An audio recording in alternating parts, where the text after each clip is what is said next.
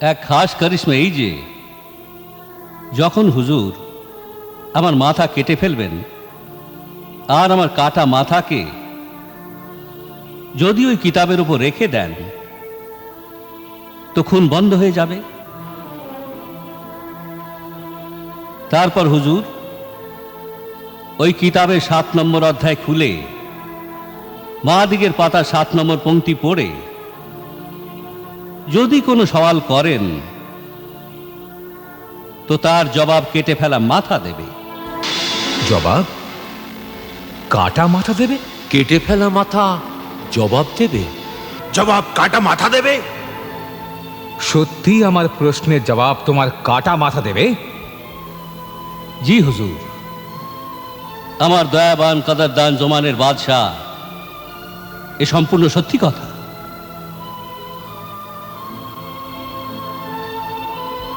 হুজুর বাদশাহ সালামত, এমন আজব কিতাব আপনার কাছে থাকা উচিত। একে সময় দিয়ে দিন। এই আশ্চর্য গুণের কিতাবের মালিক হাকিম, আমি তোমায় সময় দিচ্ছি। সেপাইরা, এর সাথে যাও আর ওষুধ ও চিকিৎসার এই রকম কিতাবের সাথে একেও নিয়ে এসো। শুক্রিয়া এই আশ্চর্য কিতাবের কদরদান দয়াবান জমানের বাদশাহ, শুক্রিয়া। আমি ওই কিতাব নিয়ে আজ রাত্রেই হাজির হয়ে যাব।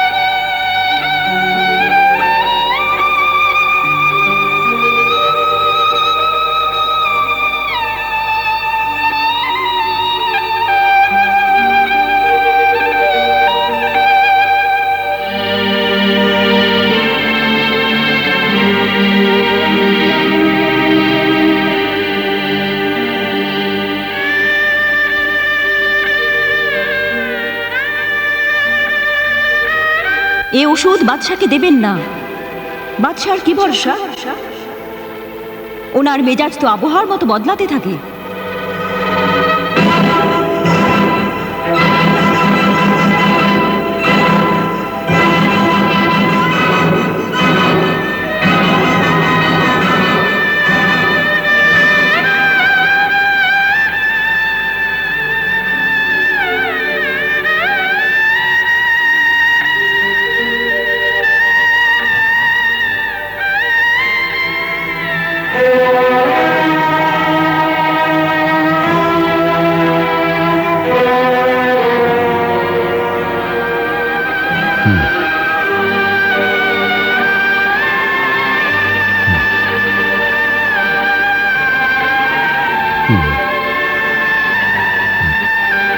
আমার সরতাজ, হে খুদা, কি হয়ে গেল?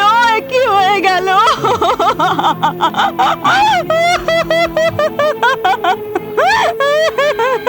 ছেড়ে দিন, ছেড়ে দিন, মরতে নিয়ে যাবেন না, ছেড়ে দিন, ছেড়ে দিন।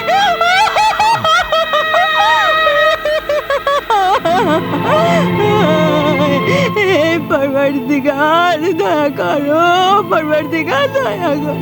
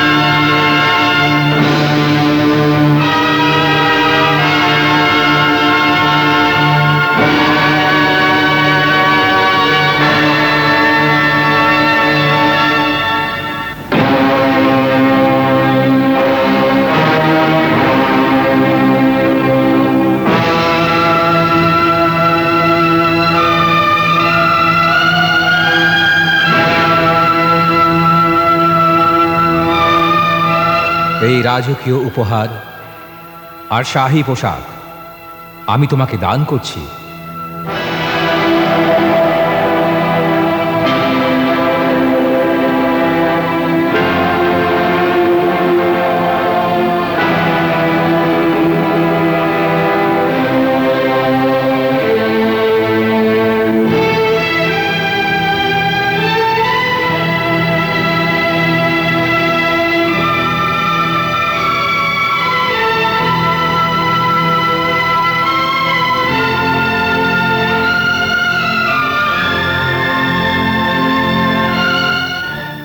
আমার কাটা মাথাকে যদি ওই কিতাবের উপর রেখে দেন তো খুন বন্ধ হয়ে যাবে।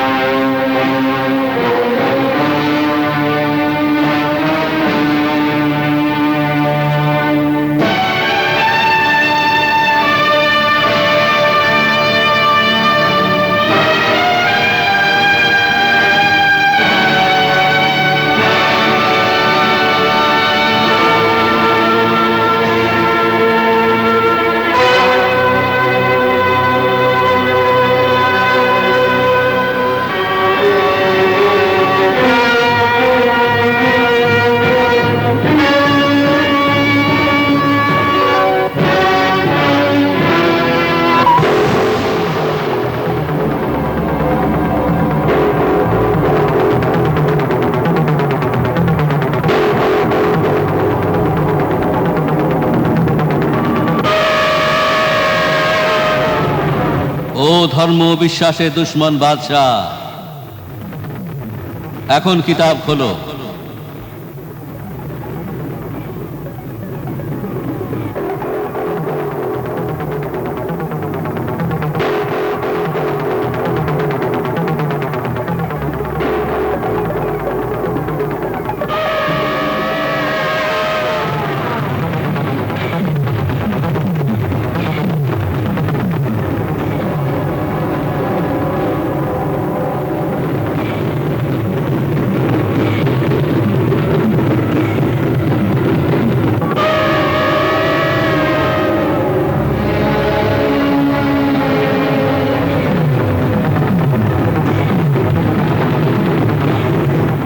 ও আধিদৈবিক, ও শক্তিধর চিকিৎসা বিশারদ, এখানে তো কিছুই লেখা নেই। 7 পাতা খোলো আর ভালো করে দেখো নিষ্ঠুর নিয়তি তোমার জন্য কি লিখে রেখেছে।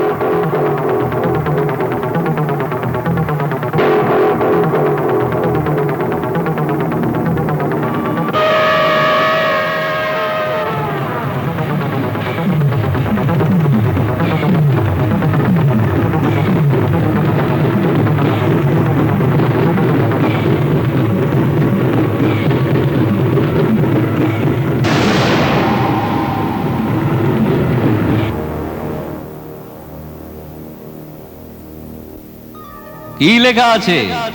কি চোখে পড়লো? তোমার মৃত্যু।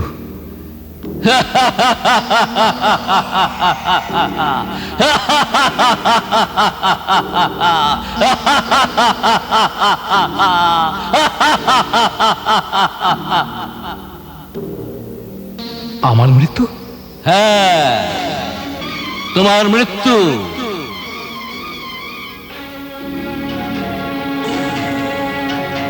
এই কিতাবের প্রতি পাতায় বিষ লাগানো ছিল। কিতাবের প্রতি পাতায় বিষ মেশানো ছিল? হ্যাঁ, বিষ।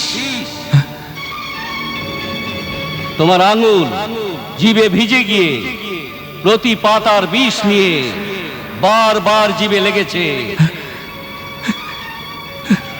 আর ওই মিষ্টি বিষ তোমার জিভ দিয়ে তোমার শরীরে ছড়িয়ে গেছে। মিষ্টি বিষ আমার শরীরে ছড়িয়ে গেছে?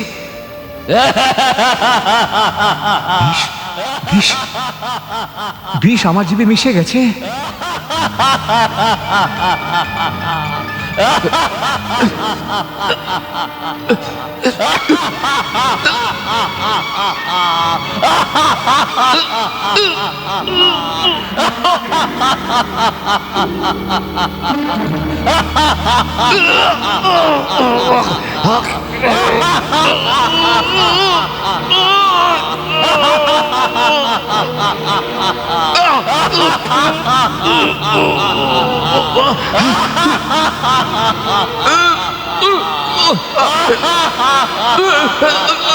উজিরে আজম,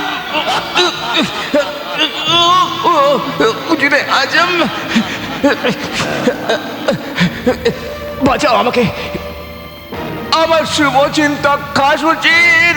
আমায় ওয়াজির নয়, বাদশাহ বলো বাদশাহ। হে মৃত্যুমুখী বাদশাহ, আমি তোকে কিছু বলতে চাই। আমি মরবার আগে তোমার শেষ ইচ্ছা নিশ্চয়ই পূরণ করব। বলো কি বলতে চাও? ও আমার উচিত বিশ্বাসঘাতক।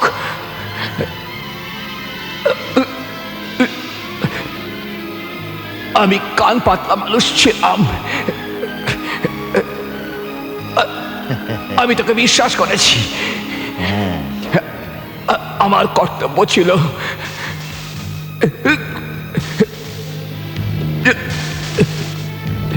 যে আমি হাকিম দোবানের শরবতে স্বভাবের গূঢ় রহস্য তদন্ত করি আর মালুমাত জানকারি হাসিল করি, কিন্তু তোর বহুরূপী মক্কারি আর ষড়যন্ত্র আমি বুঝতে পারিনি। তুই তুই আমায় দিয়ে এক নির্দোষ লোকের মাথা কাটিয়েছিস।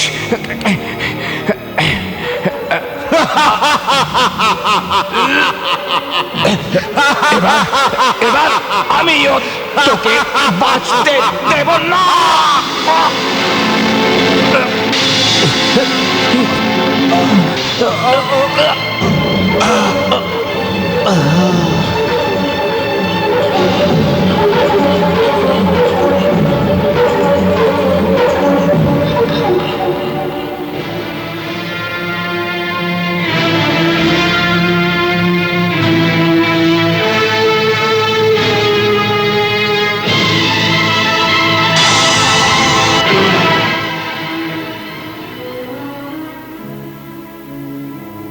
মালিক শেরজাদ, এই কাহিনী শুনে আজ আমি বড়ই উদাস হয়ে গেছি। কারণ হাকিম দোবানের দুঃখ ভরা কাহিনী যা আজ তুমি আমায় শোনালে, তা শোনার পর আমার এমন মনে হচ্ছে যেন সেসব আমার চোখের সামনেই ঘটেছিল, আর আমি তার প্রত্যক্ষদর্শী। আমি দেখলাম যে হাকিম দোবানের জীবন্ত মাথা শেষে নিষ্প্রাণ হয়ে গেল, আর ওর অতৃপ্ত আত্মা যেন ক্ষুধার অস্তিত্বের সঙ্গে মিলিয়ে গেল।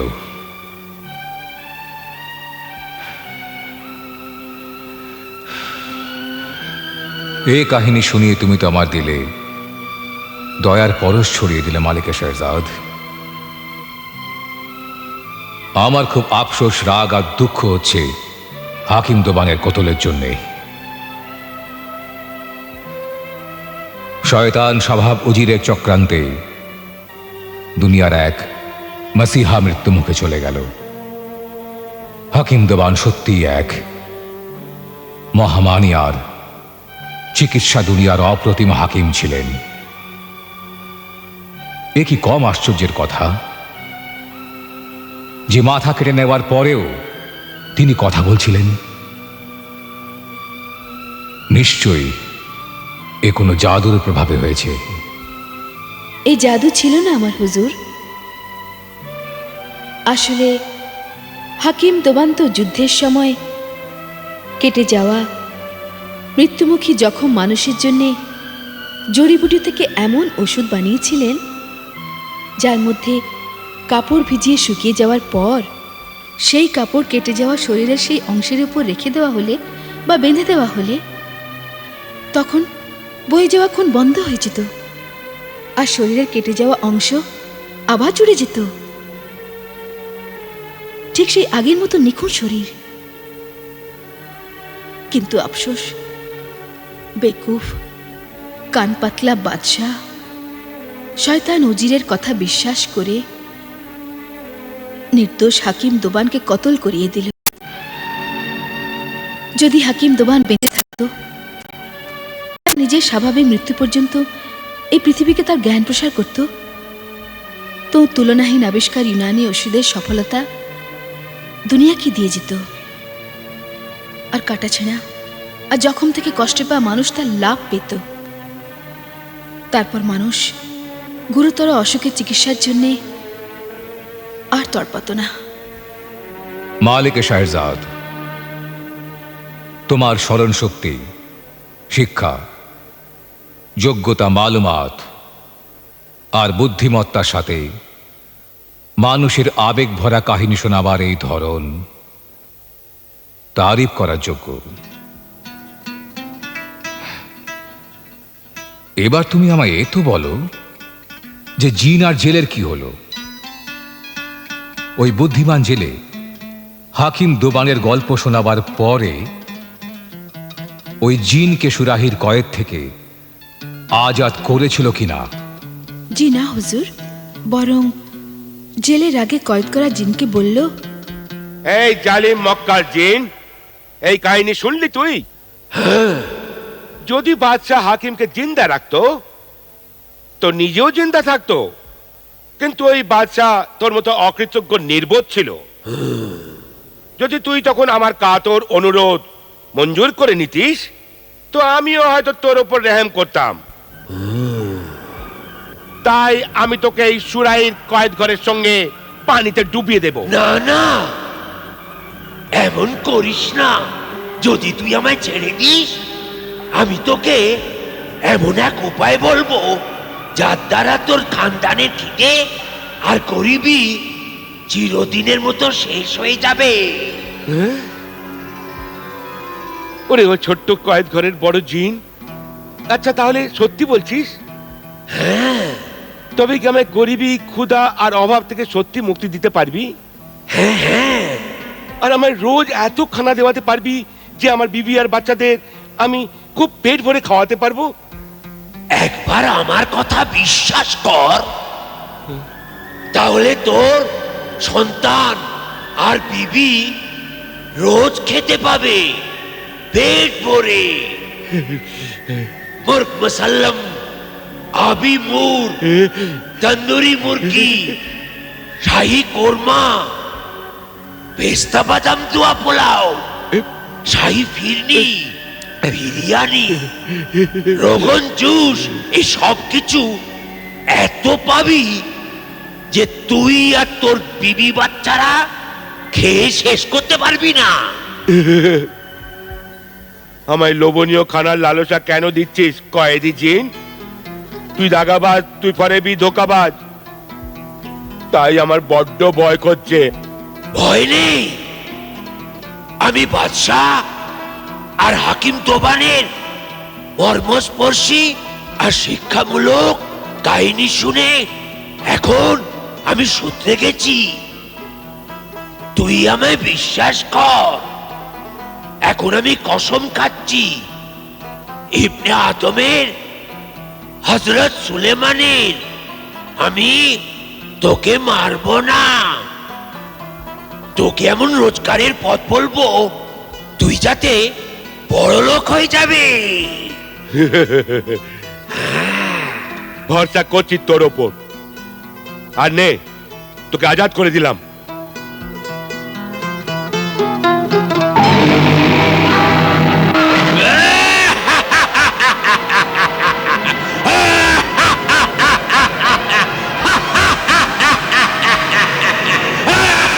আমি এখন আজাদ হয়ে গেছি।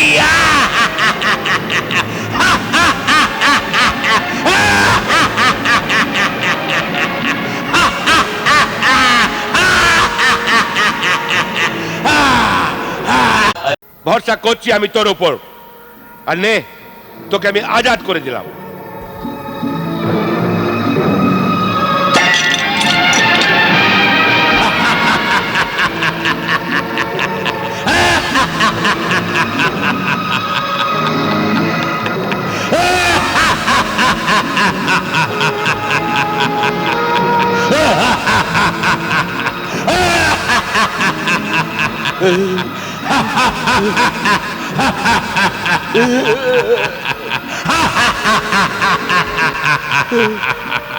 এখন তুই আমায় মারবি নিশ্চয়ই।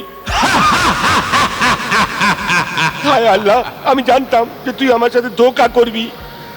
যা শুনেছিলাম যে ভালো কর আর দরিয়াতে ফেল, সে সত্যি কথা।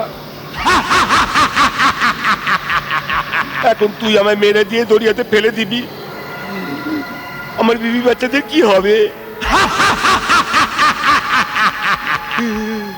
হে আমার খোদা, আমায় এই মুশকিল থেকে বাঁচাও। এই নির্দয় জিনের দিলে দয়া এনে দাও। ভয় নেই আমার উপকারী ছেলে ভাই, এ হাসি তো আমার মুক্তি পাওয়ার খুশিতে। মনে রাখ মানুষের জাত হযরত সুলেমান আলাইহিস সালামের কসম খাওয়ার পর দুনিয়ার সব জিন, পরী আর জানোয়ার সবাই গোলাম হয়ে যায়। যদি কেউ প্রতিজ্ঞা ভঙ্গ করে তো তার ওপর কঠিন অভিশাপ পড়ে, আরো জ্বলে পুড়ে ছাই হয়ে যায়। তাছাড়া কোন মানুষ যদি কারো জান বাঁচায়, যদি সেই মানুষের পা ধুয়েও খাওয়া যায় তো কম হয়। এই জন্য আমি তোকে কি করে মারতে পারি উপকারী বন্ধু?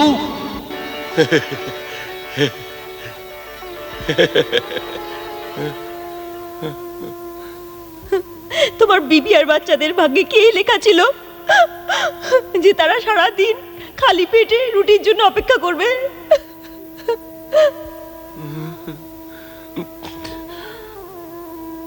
এখন তুই যদি আমায় নাও মারিস, তবু আমি মরা মানুষের থেকে কিছু কম নই। তুই তো আমার রুটি রোজগারের সব সময়টা বরবাদ করে দিলি। সকাল থেকে 3 বার এই জালে দুর্ভাগ্যই এসেছে, মাছ আসেনি। 4র্থবার তুই বিপদ হয়ে এসে গেলি। তুই সুরাই থেকে বেরোলি, আবার ভেতরে ঢুকলি, ফের বাইরে বেরোলি। এই কানামাছি খেলায় তুই তো ছাড়া পেয়ে গেলি, কিন্তু আমি তো সেই রকমই উপসী আর কাঙালি রয়ে গেলাম।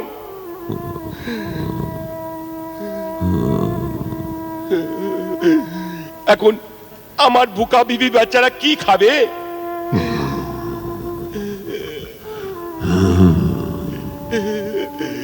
আমার সঙ্গে নিশ্চয়ই ওরাও মরে যাবে।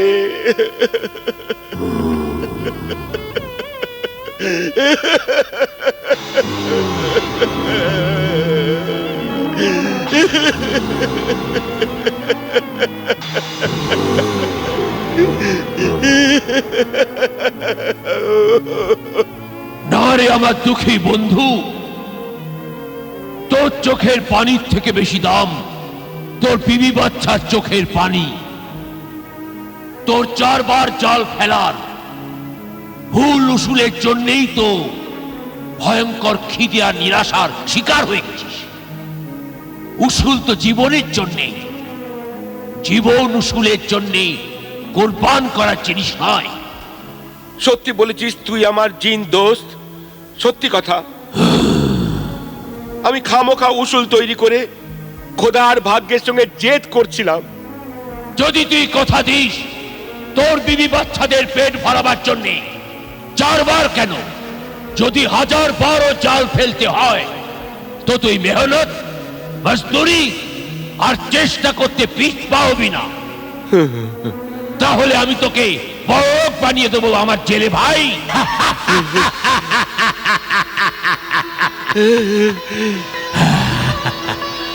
আমার এই ভুল ধরিয়ে দিয়ে ভালো করলি আমার জিন দোস্ত। আজ কসম খাচ্ছি আমি আমার এই ভুল উসুলের জন্যে আর আমি বিবি বাচ্চাদের অভুক্ত রাখবো না। তাহলে নে আমার উপকারী বন্ধু জেলে ভাই, এই নে।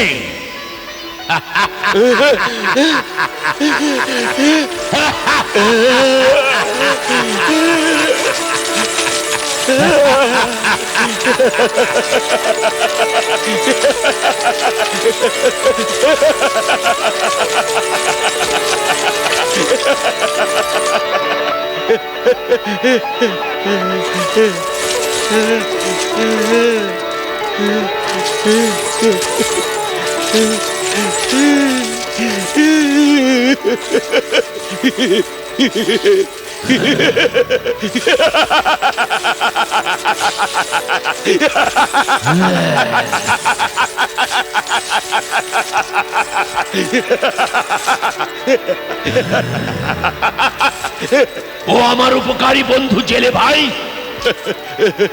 এই আসরফি আমি তোকে নয় তোর বিবি বাচ্চাদের জন্য দিলাম। এর থেকে অর্ধেকের বেশি আসরফি গরিব, অসহায়দের আর অসুস্থদের দান করবি। আর এখন আমার কর্তব্য পুরো হয়ে গেছে, আমি নিজের আত্মীয় স্বজনের কাছে যাচ্ছি। খোদা হাফিজ। খোদা হাফিজ। খোদা হাফিজ। খোদা হাফিজ। খোদা হাফিজ।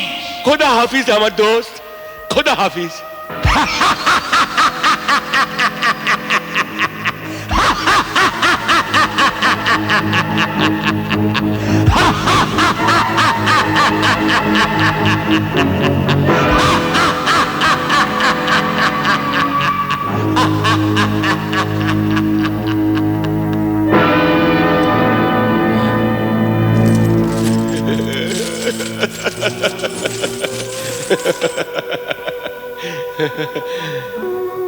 হে আল্লাহ, হে অন্নদাতা, হে অসীম দয়ালু, তোকে ধন্যবাদ। এ তো তোরই দয়া, আমায় মাফ কর। আমি আর কখনো নিজের বিবি বাচ্চাদের দুঃখী করব না। নিশ্চয়ই নিশ্চয়ই আমার ক্ষুধার্ত বিবির প্রার্থনায় আর আমার নিষ্পাপ বাচ্চাদের চোখের জলের অভিযোগ আমার জীবন বাঁচিয়েছে। ধন্যবাদ তোকে খোদা, ধন্যবাদ, ধন্যবাদ, ধন্যবাদ তোকে। এই জেলে আর জিনের গল্প আমার খুব পছন্দ হয়েছে মালিকের শাহজাদা। শুক্রিয়া ও শাহেনশাহ মহাবুদ্ধিমান। আমার হৃদয় আর মনে কখনো এমন কথা কল্পনার মধ্যেও আসেনি মালিকের শাহজাদা যে অকস্মাৎ ফানুষ পড়বে আর তুমি আমায় বাঁচিয়ে নেবে। তুমি তো গরিব জেলে আর বদমাশ জিনের গল্প শুনিয়ে দিয়ে আমায় বুঝিয়ে দিলে যে মৃত্যুদণ্ডকারীকে মৃত্যুমুখীও বাঁচাতে পারে। আর হুজুর, এই গল্পের মধ্যে এই কথাটাকেও বিচার করে দেখুন যে বদমাস জিন মেছোর কাছ থেকে হাকিম দোবান আর বাদশাহের কাহিনী শুনে শুধরে গেল। জি আলম্পানা, একে বন্ধুত্ব সাহচর্যে প্রভাব বলা হয়। ওই মেছোর সৎ বন্ধুত্ব ও সাহচর্যে এক বিদ্রোহী আর বদমাস জিনও ভালো হয়ে কত বদলে গেল। ঠিকই বলেছে তুমি মালিকের শাহজাদা, ঠিকই বলেছ। আর আমার জিনের এ কথাও পছন্দ হয়েছে যে ও জেলেকে ওর ভুল উসুলের কথাটা বুঝিয়ে দিয়ে আর ওকে আশরফি দান করে বিরাট ধনী করে দিল। জিনের এই দান তো কিছুই না জাহাপানা।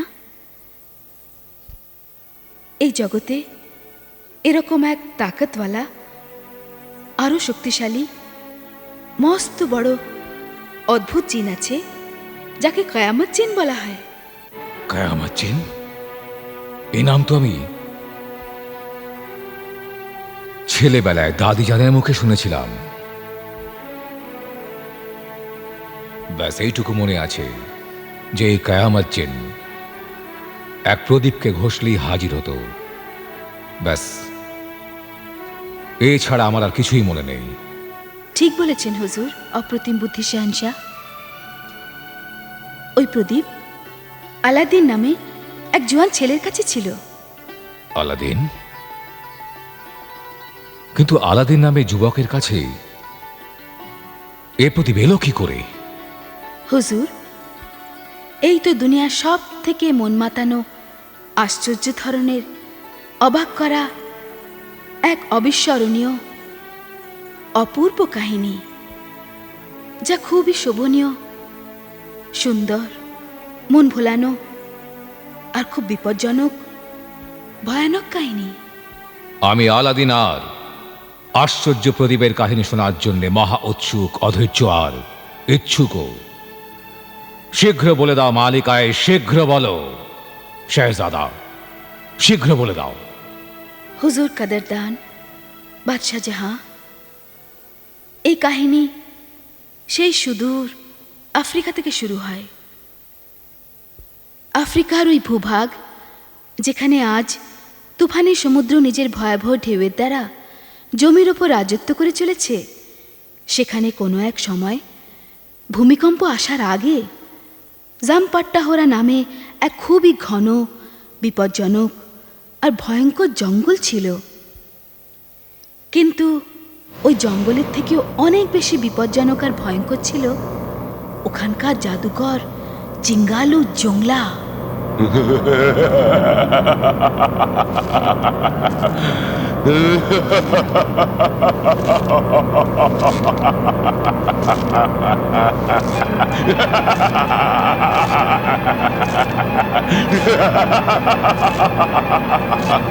জাদুকর জিঙ্গালু জংলাকে শুধু মানুষ নয়, ওই জঙ্গলে বড় বড় ভয়াবহ জানোয়ার, রক্তখেকো জন্তুরা আর বিষাক্ত সাপেরাও ভয় পেয়ে পালিয়ে যেত।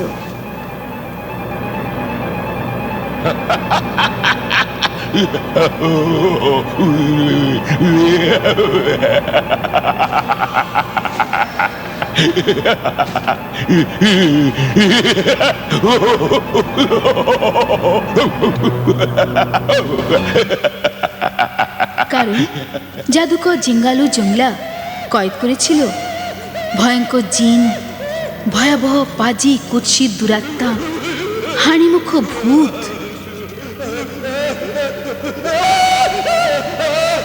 আর সুন্দরী নিখুঁত রূপসী পরীও।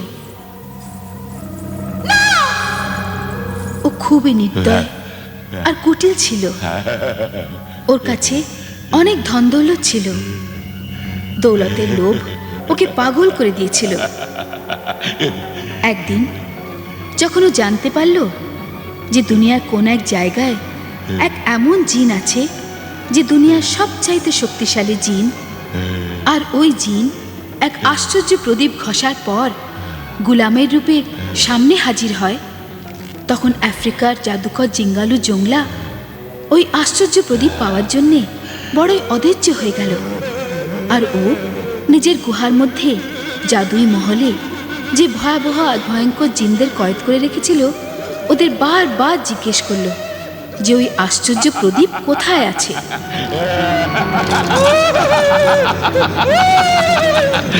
বলো আশ্চর্য প্রদীপ কোথায়? বলো যে আশ্চর্য জাদু প্রদীপ কোথায়? জবাব দে।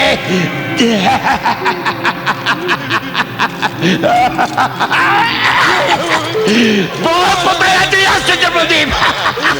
জবাব দে।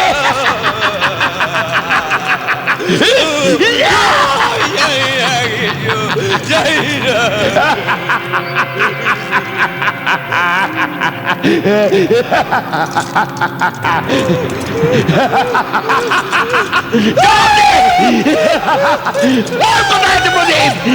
বল কোথায় আছে?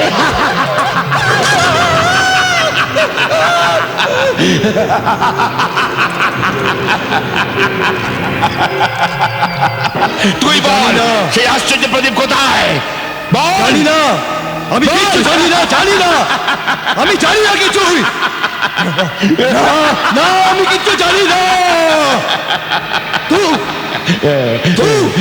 বল বেতাল সেই আশ্চর্য প্রদীপ কোথায় আছে? আমায় জবাব দে।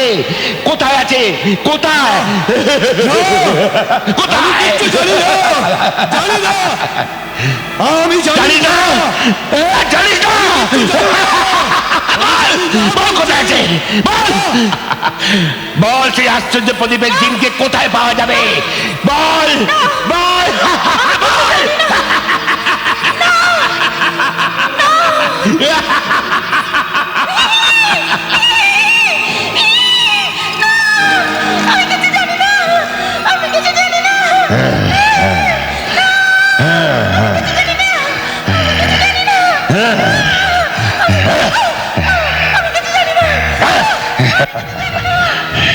তুই বল সে আশ্চর্য প্রদীপ কোথায়? সেই আশ্চর্য প্রদীপের জিন কোথায়?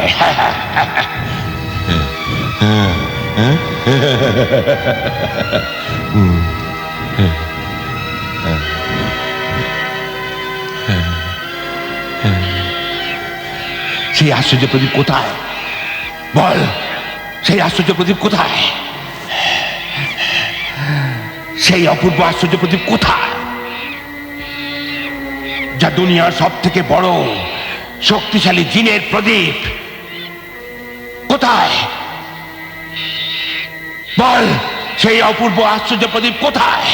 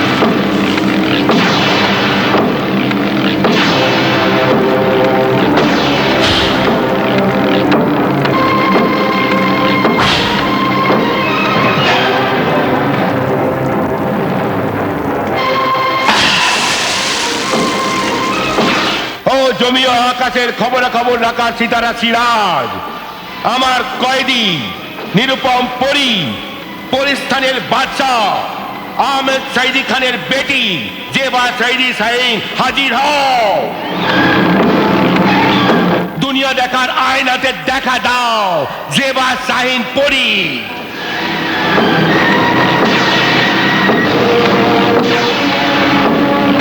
দুনিয়া দেখার আয়নায় দেখা দাও জেবা শাহিন পরী।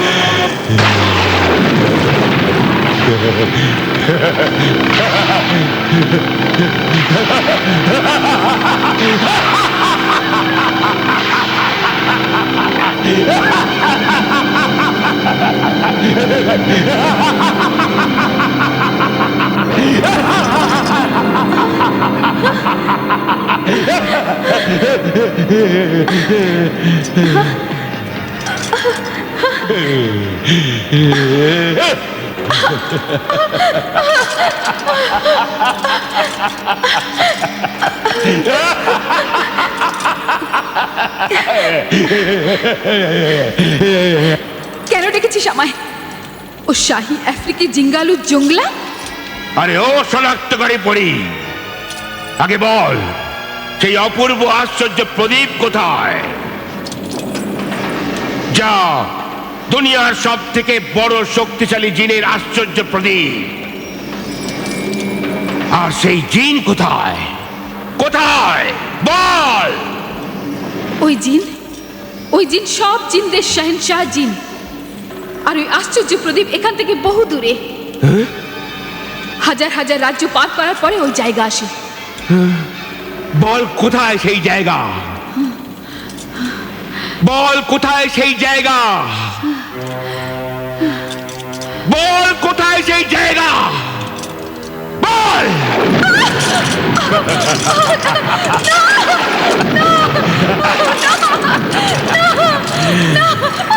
বল কোথায় সেই জায়গা?